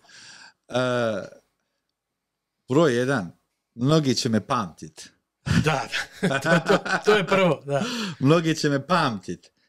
Ljudi koji me znaju, oni znaju kako će me pamtiti. Vjerovatno po dobru. A ljudi koji me ne znaju, to je do njih da me pamte. Razapinju. Jednu stvar, ljudi kako god hoće da me pamte, niko mi ne može sada uzeti činjenicu da jako imam uspješnu firmu. Volili to ljudi ili ne? Da. Rezultati govore za sebe. Pa, za koga navijaš ti? Partizan. Kako to možeš pitati? Partizan? Da. Viš da je sve crno-bijelo i kuća crno-bijelo. To nisi ko za zvijezdu. Ne, pa da. Možda mi se crveno... U tebe ništa crveno baš nema. Reci mi, jesi kad prodao crveno-bijelu kuću? Ko će to kupiti? Jedno sam pokušavao prodavati našim ljudima i skoro nisam ni prodao. Kad Partizan igra, recimo u Champions League. Ne desi se često, ali desilo se, da. I ako dobije na finalima, da. Kako ćeš ga ti pamtiti? A ne, ja ću ga pamtiti pamtit ću ja. Ne. Ako dobije u finalima, kako ćeš ga pamtiti? Dobro, srce ti ko avion. Da. To je vrh. Kako misliš, ako igra sa Chelseaom, kako misliš da će Chelsea navijači pamtiti Partizana? Sad znam što pričaš. Ne. Da, to je to. Zavisi s kog aspekta, s koje strane gledaju. Gledaj, ljudi koji me znaju... Mada sam navijač Chelsea, samo da ti kažem. Chelsea je meni najdrži tim. Pozdrav za Vuksanovića. Kako mogu voliti crvene klubove, meni je Arsenal, Liverpool, Manchester. Znaš šta je, što je žalosno, mnogi ljudi ne vole uspješne ljude. Ili oni nisu uspješni. Da. I onda odmah misle, on je loš ako je uspješan. Ili tvoj neuspjeh je njihov uspjeh. Tako je. I onda drugu stvar što ljudi ne znaju je šta oni mogu... ljudi se hrane sa pričom o drugima, o neuspjehu drugih i tako dalje. Ljudi kada uspjehu, onda se mnogi učuti, ali ne vole to. Da. Evo recimo, uzmete naši 1000 ljudi od primjera. Kada sam prvi puta izgubio biznis, samo jedan put, od 1000 ljudi, koliko je od tih 1000 ljudi pričalo, Emil izgubio biznis, Emil propao, Emil ovo. Pao. Danas, kad Emil se ujutru probudi, ne zna koji će auto da uzme, da ide na posao sa njim, ili šta je kupio, ili šta je napravio, tom ljudi ne vole da pričaju. Zavist, ljubomora. Tako je. A ja sam u zadnje 2 godine prošli Božić preko $70,000 svog novca dao 7 obitelji koji ne znam, koji su u teškoj situaciji, svaka obitelji po $10,000. Samo sam saznao da ti ljudi su u lošoj situaciji, pokuca na vrata ljudima, žena izlazi iz 2 male djece i ne može ni rentu plaćati, jedva žive, pokuca na vrata, dobar dan, ja sam Emil, ovo je za vas. Bravo. I ja odem. I ne znam ni ko sam ni šta sam. Da. Ne treba ni kredit, ne treba ni reklama, ne treba ništa. To non stop radim. To te ljudi nikad neće ni o tome govoriti ni pričati. Ako padnete u svom poslu, recimo ti danas da izgubiš svoju kuću. Čita Brisbane će znat, izgubio svoju kuću. Da. A da napraviš 150... Neće pričati o tome. Ukro. Zajebo. Lopo. Ima toga. Dobro. Zarad tog pamćenja i sa takvom životnom pričom, kakvu ti imaš, da li razmišljaš da jednog dana izdaš svoju autobiografsku knjigu? Da. Obavezno. Na tom već radim. U stvari, to sam već dosta napravio prije 7 godina, ali trebao mi je taj završetak knjige. Zadnje poglavlje i tu već na tome se već radi, ali kada očekujem? Možda za godinu, možda za 20. Kad osjetim da mi je vrijeme da se to, mada ja veći dio svog života je out, što se kaže public. Da. Dobro, knjiga će ostati mnogo duže nego sve ostalo. Reći jednu stvar. Što je meni važno, šta će ostati? Ja svakom svom radniku pitam ga jedno pitanje. Svakom svom radniku. Ako bi ti danas umro, kako bi tvoja obitelj živjela sutra? Bilo ko ovo gleda, ako sutra umreš, a moguće, svi smo otvoreni smrću svaki dan. Auto te može udariti, autobus. Crijep na glavu. Crijep na glavu i bosanska. Crijep na glavu Bosancima, ništa ne može. Samo pukne na 2 dijela. Svakog radnika pitam, ako umrete danas, kako će tvoja obitelj živjeti sutra? Novac nije sve. Novac ljude ne može činiti sretnijim ako su nesretni ljudi. Ako su već sretni, novac puno može da znači. Pomaže. Razlog što ovo kažem, svakom svom radniku, imam radnika recimo jednog, ima 3 djece, renta kuću i hoće da bude agent. Ja ga pitam, ako umreš danas, kako bi tvoja obitelj sutra radila, živjela, ili bi djeca imala sendviče u školu, ili bi imala obuću da obuku, ili izlaze iz kuće, ili kako bi ti supruga plaćala račune sve. Ako si pod tim stresom već te sekunde, onda radi više. I moja je knjiga već u mojoj glavi ispisana. Ako bi umro sutra, supruga se ne mora brinuti. Normalno neće imati mene, možda nađe nekoga ljepšeg. Samim ti se ne mora brinuti. Ma da, možda nekoga će ljepše naći od mene, što je vjerojatno ne bi ni teško bilo. Ali supruga može živjeti da se ne brine. Također i brat i supruga mu i djeca mu i mama i tata i šira obitelj i mnogi radnici. Znači ja sam doprinio da bi olakšao drugima život i ne bi mi bilo tada žao umrijeti. Neću da me ljude pogrešno shvate da je novac je sve, ali moja knjiga je ispisana. Ako bi mi se nešto desilo, ljudi koji su meni bliski će biti ok, neće se sikirati što se tiče osigurani. To mi je jako važno. Moja žena već živi kao da sam ja umro. sve je sretnija i sretnija. To je to. Gdje želiš da stigneš? Šta je tvoj cilj konačni? Koja je tvoja stanica? Stanica, dođoh, sjedoh, ispričaj. Popih. Ja sam ti jeftin gost. Jedno pivce. Samo jedno pivo. Ali ću ponijeti 6 kući. Ja uglavnom računam koliko već bi trebalo popiti, onda Ti si već računao da će ja popiti. 6 piva, ja nosim kući 5. Moja je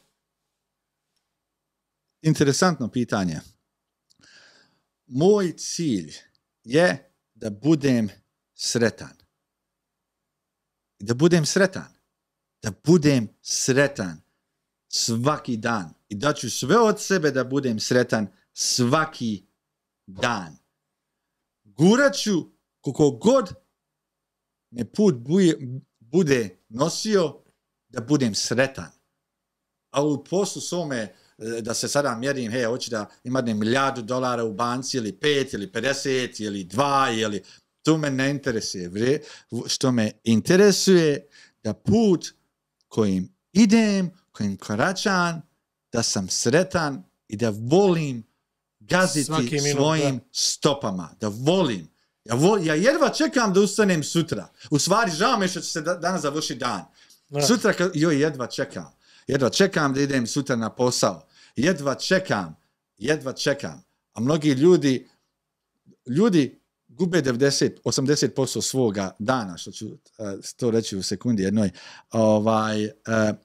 Ljudi, kada idu na posao ujutru, 95% ljudi odu na posao 7-8 i jedva čekam da bude 5,5-6 sati da idem kući. Jedva čekam. Ali što ljudi ne kontaju, znači gube 80% svog dana. Jel, gledaj, kad spavaš ti si mrtav, znači nisi živ u mojoj glavi. Ujutru kad ustaneš, pripremaš se da ideš na posao,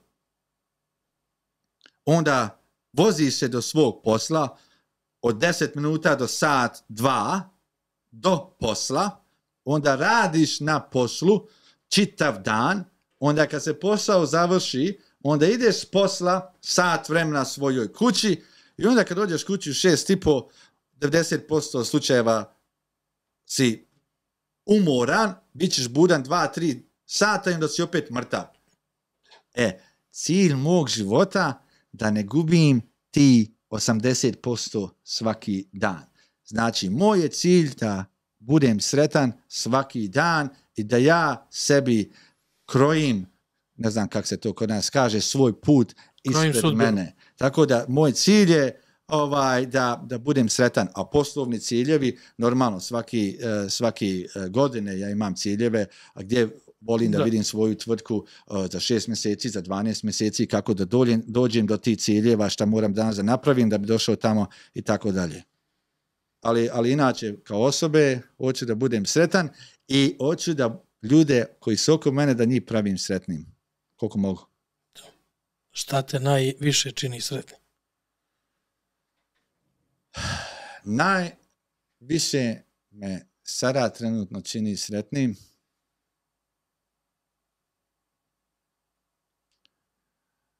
da pričam svaki dan sa ljudima koji su mi dragi. Svaki dan se čujem sa mamom i tatom i bratom. Svaki dan sam normalno sa suprugom. I to me najviše ispunjava kad sam blizu s njima. To je to. To je ključ. A u poslu to mi je igra koju sam jako dobar igrač i uživam u tome. Ali to je samo dio. Reci mi kako se od keca ili od jedinice napravi četvorka? Jel to isto praviš $1 milion pa napraviš 4 ili imaš neku prečicu? Prečice nema. Ima. Ja nisam te slučajno pitao za keca i četvorku. U poslovnom svijetu životnom ne postoji prečica nikakva. Da bi se došlo do četvorke ne ide 1, nego 1 plus 0,001 pa plus 0,01. Treba ti 100 brojeva da bi došlo do 2. I onda dalje. Ali neko je meni rekao da ti znaš od keca napraviti četvorku. Dobio si jednom vrlo velike batine. Yes. Kad si od keca napravio četvorku. Yes. Znači može.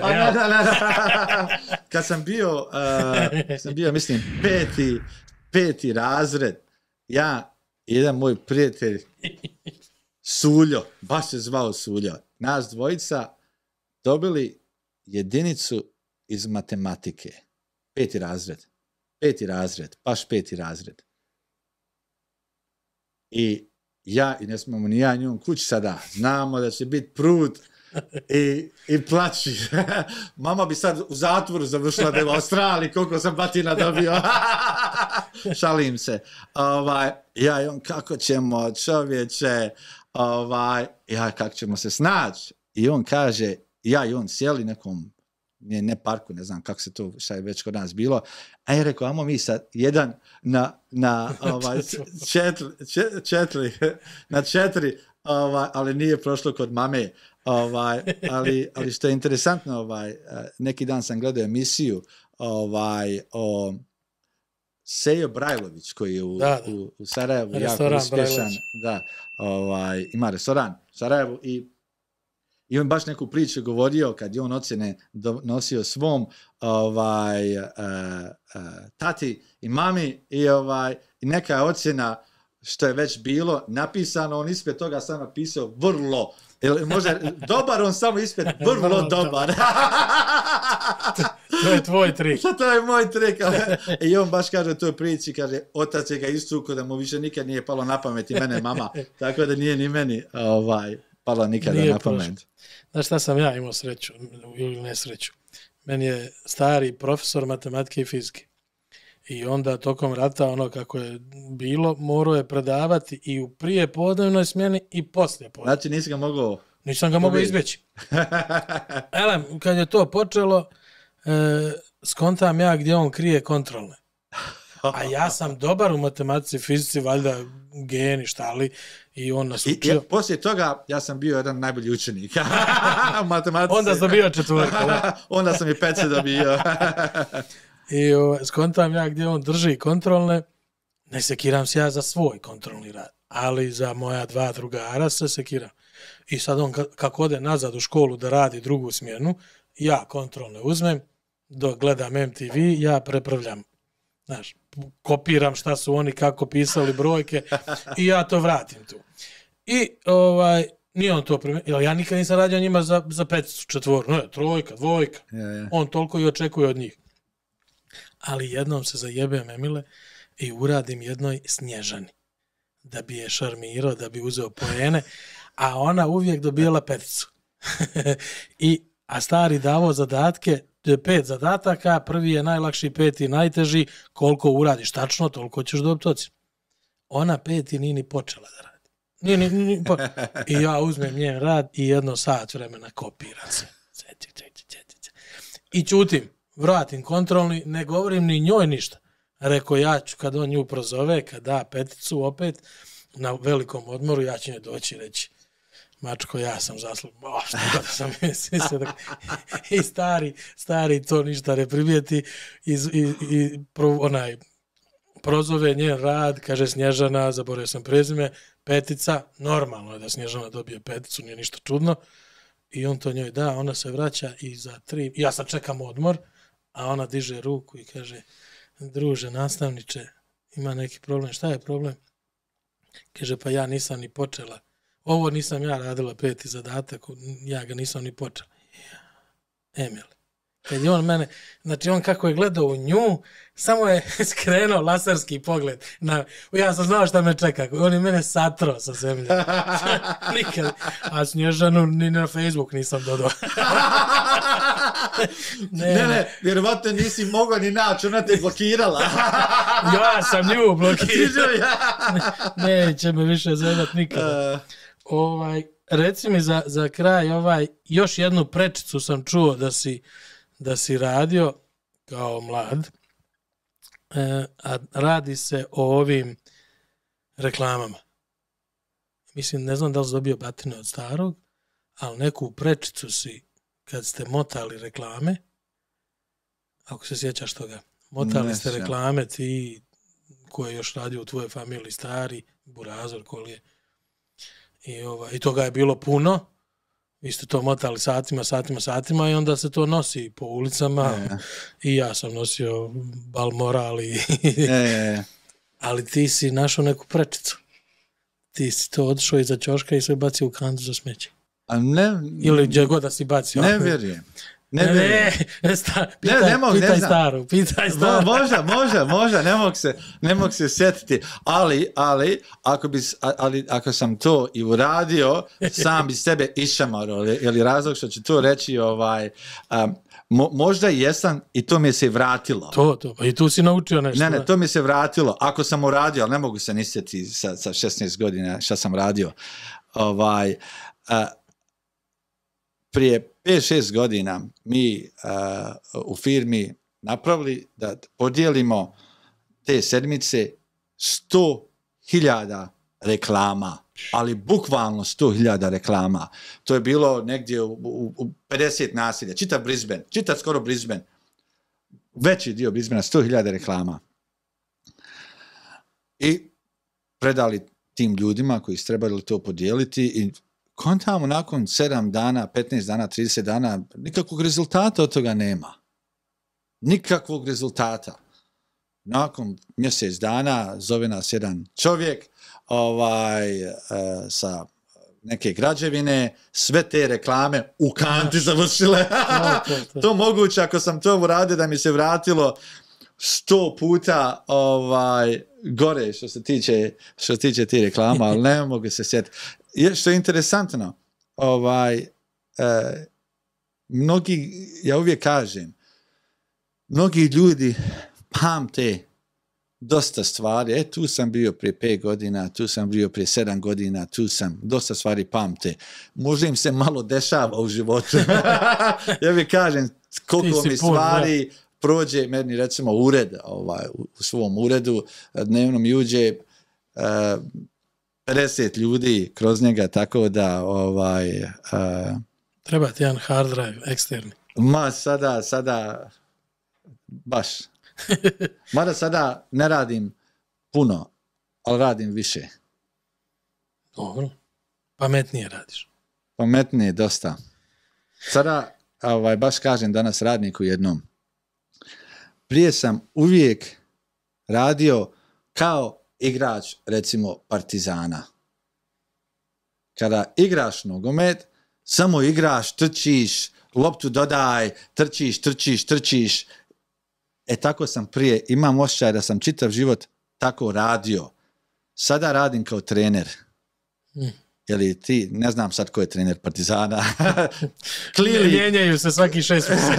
Ne znam ni ja, jel? Ali kao trener sa strane, onda vidiš svoje igralište. Onda vidiš, ovaj mi igrač umoran, trebam ga zamijeniti, on mi bolje igrač u ovoj poziciji ovdje, sad smo jači i bolji.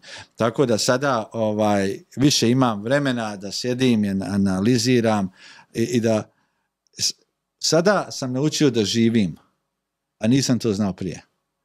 Ali prije nisam bio mentalno prisutan. Recimo, ako bi otišao na godišnji sa suprugom prije 5 godina, ne znam, nisam išao na godišnji tada, ja ako bi išao, ne bi bio prisutan mentalno, meni je pamet na poslu, radi ovo, radi ono. Sada kad smo išli u Europu na 39 dana, bio sam ko kokoš bez mozga i Milina ne razmišlja puno. Kad se ugasi glava. Ma misli, kad ti je jedini razmišljanje gdje ćeš jesti, spavat, šalim se, mada uvijek se razmišlja. De, reci mi za kraj, pošto si tu king, kako se proda najbolje kuće? Šta je key? Imati kuću. Dobro, imaš i kako je prodaš? Svaki vlasnik kuće treba da bude realan vrijednosti svoje kuće. Jer tvoja kuća tebi najbolja, meni moja kuća najbolja. Ne vrijedi mi $100, vrijedi mi $100 milijardi. Ti kao agent misliš da mi kuća vrijedi voliko, ja mislim, jer većinom ljudi procjene vrijednosti svoje kuće ono što oni misle da vrijede. Vi kad idete doktoru, ne kažete doktoru kako da napravite kako da se bolje osjećate. Ovdje tamo, on ti kaže, noga te boli, koristi ovo, da bi sutra bio. Većinom ljudi koji hoće da stavi kuću na prodaju trebaju biti realni sa cijenom svoje kuće, što je jako bitnije, jer većinom ljudi koji hoće staviti kuću na prodaju, ako recimo kuća vredi $1.000.000, većinom oni će reći svom agentu, hajmo mi nju staviti na prodaju za 1.300.000, iako nema kakvog interesa nakon mjesec dana, ma lako je nama spustiti cijenu. Jeste lagano, ali najveći je interes od kupaca za kupnju svake kuće prvi 10 dana. Tada vam je kuća za kupce koji u tom momentu traže 10 dana vam najbolji marketing te kuće. Tako je, jako je važno da imate realnu cijenu svoje kuće. Jedna stvar, druga stvar da vam je kuća jako dobro prezentirana i treća da agent koji prodaje kuću, da ima jako dobro osmišljen marketing za reklamiranje vaše kuće, što više ljudi zna za prodaj vaše kuće bolje, više će kupaca doći tu. I zadnju stvar da nađete agenta koji zna da radi. Danas sve nam je na internetu, tako da možete provjeriti koliko svaki agent proda, koliko je sposoban, ako agent proda 2 kuće na godinu, da li je on sposoban da mu vi dadnete najveću vrijednost financijsku koju imate, je kuća. Kako mi da raspoznamo između 2-3 agenta ko je dobar? Osim tih na internetu što se nađe. Zovite moju agenciju. Reću vam jako je dobro. Dosta ste vi pričali o meni, sada ću ja pričati o sebi. Recimo u Australiji jako jednostavno. Odete samo na realestate.com i vidite koji su agenti najaktivniji. Je li recimo ako vam neko preporučio nekoga agenta, on mi je rođak, odete samo u Australiji, Rate My Agent, tu možete staviti u svakog agenta ime i vidjeti koliko je kuća prodao zadnjih 12 mjeseci. Ako je prodao 2 kuće, znači nema dovoljno iskustva, nije dovoljno aktivan. Koliko treba da proda kuća? Treba, recimo, ako hoćete dobrog agenta, minimalno 50 kuća. Ali onda gledajte isto njegove rezultate koje je imao. Većinom agenata,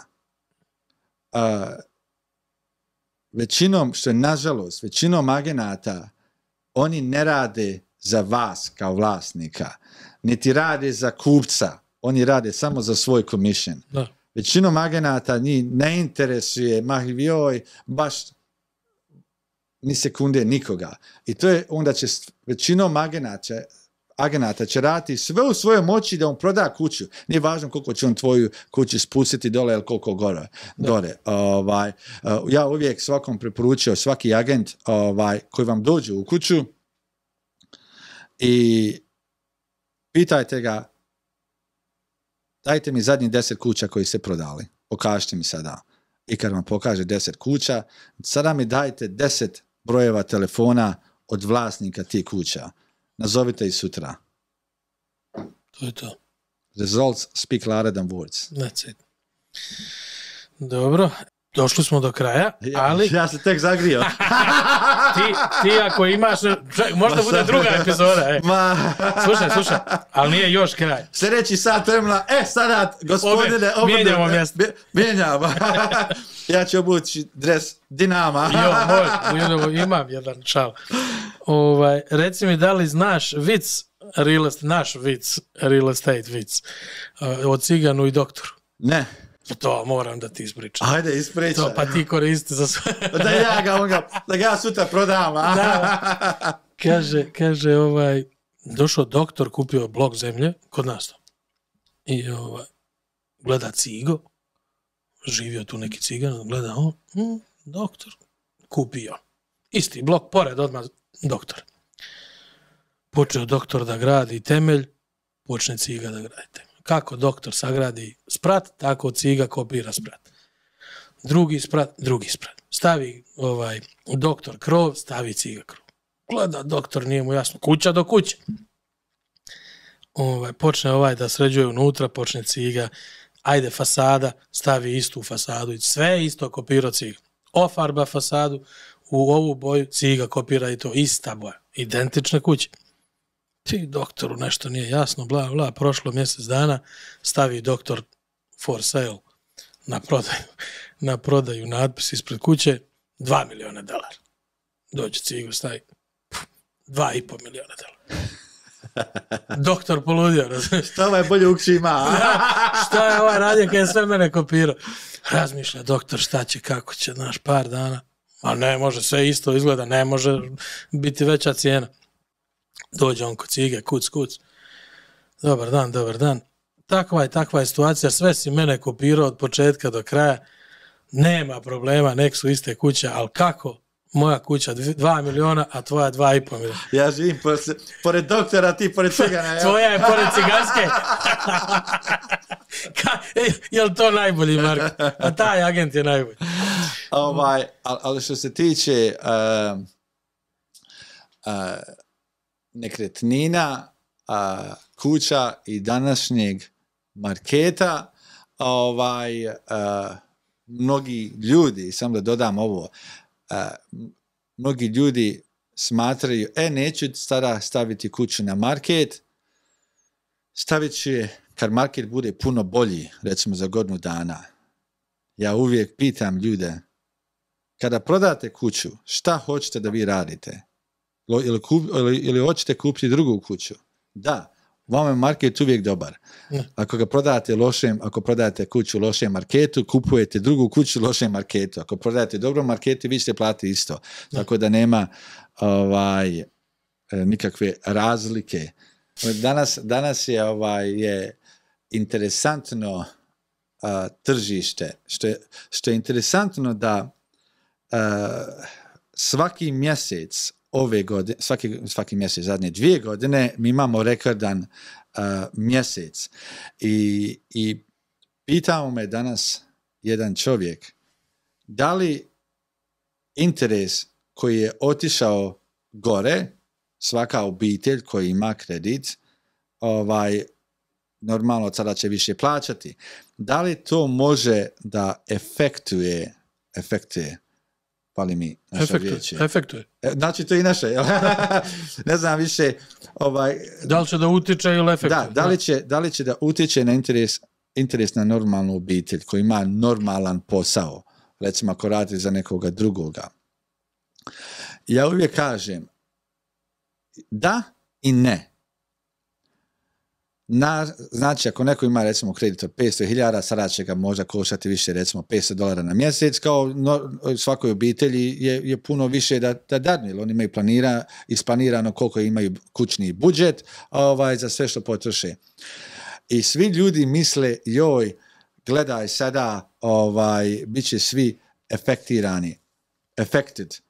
Ja kažem jednu stvar. Danas je nezaposlenost u Australiji tako mala da svaki vlasnik svoje firme, recimo kao ja, je skoro nemoguće naći radnika. Nemoguće. I svi mi sada koji imamo radnike čuvamo i ko oči u glavi ili ne možeš naći drugoga. I da ti svaki radnik dođe i kaže ja da bi ostala raditi ili radio kod vas, treba mi godišnje $5,000 više ili kredit me na kući košta toliko više, skoro će ti svaki vlasnik te firme izaći susret. Izaći susret, jer ne može, reći ti primjerak. Prije 6 godina, kad smo stavili reklamu za sekretaricu, za osobu koja će raditi na recepciji, nikad neću zaboraviti, imali smo preko 600 aplikacija. Mm-hmm. Prije mjesec dana smo imali 2 aplikacije, stavili opet 2 aplikacije, i od dvije aplikacije jedna osoba nije došla, jedna je cura došla koja ima 18 godina, koja nema uopšte iskustva u tom poslu i ona nama govori koliko mi nju trebamo platiti i mi je plaćamo i zapošljavamo je. Nemamo izbora. Tako da danas recimo primjerak, ako Tyler da ti dođe danas raditi, koliko ljudima naplaćivao prije 2 godine, danas vjerovatno više.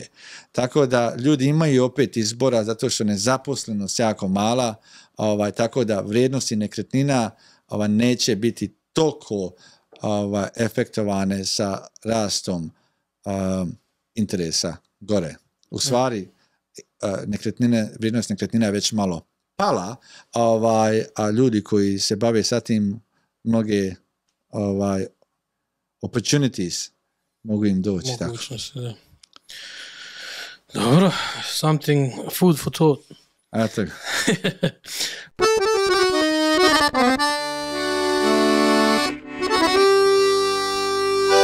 Dotakli smo se, ja mislim, svega. Za ovaj prvi put. Hvala ti. Eto me sljedeći četvrtak opet. Baš mi super. Taman public holiday, možemo duže. Super. Obično poklonim nešto ljudima, ili kačket ili neki Bluetooth speaker, šta ćete Bluetooth speaker, ali imam za tebe jedan specijalni poklon. Ajde, nisi trebao. Svakom gostu poklonim, pa evo imam i za tebe, iako ne ideš u Katar, evo ti jedna majica od mene. Hvala puno. Pogledaj kako je. Puno. I imaš i pozadi nešto. Jesi. Tako da, ne znam da li je taj broj ti odgovara, ali mislim broj 7, ali O, extra large, da ga dadneš Ogiju. Koji nosiš, large? Large, da. To je to. Eto ga. Taj je neki kao slim fit, pa uvijek uzmamo broj više za... Hvala. Ogi je jedno 2XL. Čuo sam za opkladu. A ništa nije to fake news. Fake news.